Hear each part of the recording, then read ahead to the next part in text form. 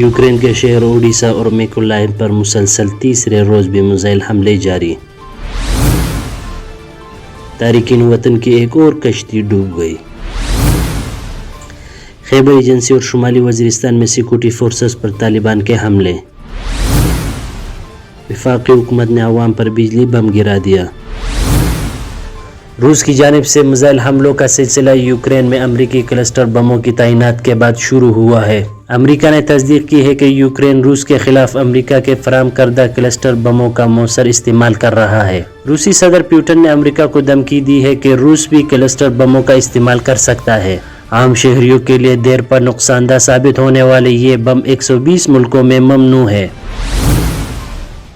ابتدائی اطلاعات کے مطابق کشتی مراکش کے ساحل کے قریب پتھروں سے ٹکرانے کے باعث ڈوب گئی۔ کشتی ڈوبنے سے 6 تارکین وطن جاں بحق ہو گئے۔ کشتی پر سوار 48 افراد کو بچا لیا گیا ہے، مزید تلاش جاری ہے۔ خیبر پختونخوا کے قبائلی ضلع خیبر ایجنسی کی تحصیل باڑہ کے علاقے تیرا میدان میں نامعلوم افراد کی جانب سے FC چیک پوسٹ پر حملہ کیا گیا، جس میں 2 اہلکار ہلاک اور 3 زخمی ہوئے۔